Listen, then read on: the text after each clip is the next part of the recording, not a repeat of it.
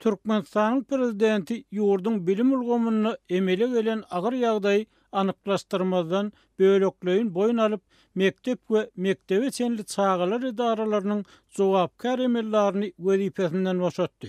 Bu çäre paýtagtda bir mektepde dören protest ýygnaşygynyň ýaňyna gawat geldi. Emma resmi metbuatda bu waka barada hiç bir maglumat berilmedi. Gurbanuly Berdimuhammedow 4-nji sentýardaky hökümet mejlisinde vice-premier Pürli Agamradowyň hasabatyny dinläp, bilim ulgamyny köp sanly kemçiliklere ýol berilýär diýdi. Döwlet başçysynyň sözlerine görä, sanly bilim ulgamy talaba laýyk ösdürilmeýär. Bilim bermegiň ähli baskanjaklaryna ulanylýan okuw maksatnamalary täzelenmeýär. Şeýle dol ýurdun çağalar waglaryna, umum bilim berýän mekteplerine we ýokary okuw mekteplerine berilýän bilim terbiýanyň häzirki döwrüň öten talaplaryna laýyk gelmeligini, emma bu ulgamyň edaralaryna alınıp barylýan işleriň bildirilýän talaplara laýyk gelmeýändigini aýtdy. Türkmen Döwlet Habar Gullugy prezidentiň belliklerini tesgirläp, onuň düýpli nägilelik bildirenligini we vice-premieri aýdylanlary içki inteljermegi hemde ýol berilen kemçilikler düzeltmek goýunça gaýra goýulmasy çäreler görmegi tawsiranlygyny, bilim ministriniň mektep we mektebe çenli çağalar edaralary boýunça ornwasary Merdan Gowsudowy wezipesinden boşadanlygyny habar berdi.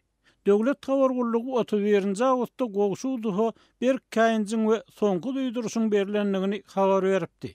Bu käýinç we duýduruş oňa Aşgabatyň 64-nji orta mektebinde öderen galmagardan soňra berildi. Türkmenistanyň Kronikasy neşriniň maglumatyna görä 2-nji sentýabr Aşgabatdaky 64-nji orta mektebiň odalky direktori Bäşim Gaýtnadarow tutsak edildi we deslapky tutsakhanada aradan çykdy. Adatlyk bu maglumaty başga garaşsyz seçmeler arkaly tasdiklap bilmedi.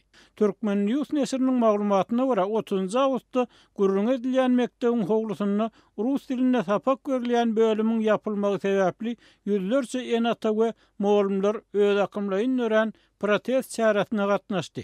Adatlygyň hökümetdäki seçmesi we anonimlik şertinde gurlaşan bir näçe mowlum çağalaryna rus diline bilim bermek isleýän enatalaryň rus dilli klaslaryň azlygy sebäpli her çağ üçin 1000-2000 dollar meçörüne para vermäge mezur bolýanlyklary barada garaşsyz neşirlerde çykan maglumatlary tasdik etdi.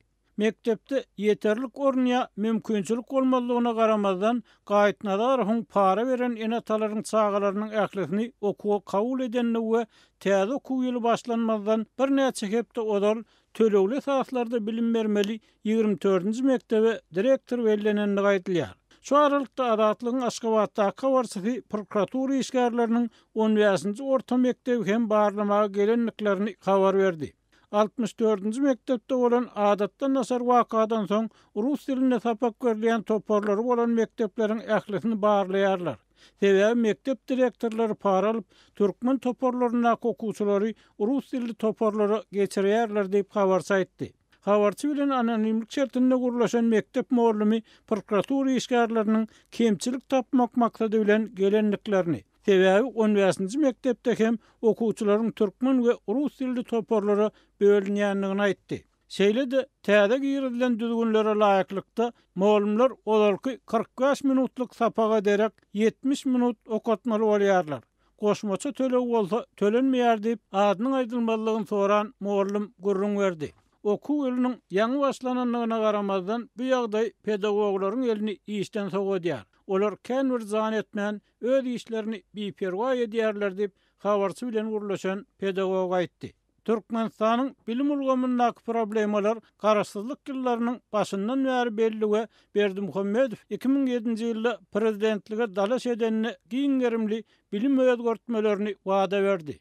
Emma muňa garamazdan ýurtdaky syýasy, ykdysady, sosial kynçylyklaryň çuňlaşmagy, ýokary bilimdäki korrupsiýanyň has agyrlaşmagy bilen mektep we mektebe çenli bilim edaralaryna alınıp barylýan işler hem gowşadyrly. Çağalara berilýän bilim düşünjäniň derejesi ýyl-ýyldan pete gaçdy diýip ýerli synçylar aýdýarlar.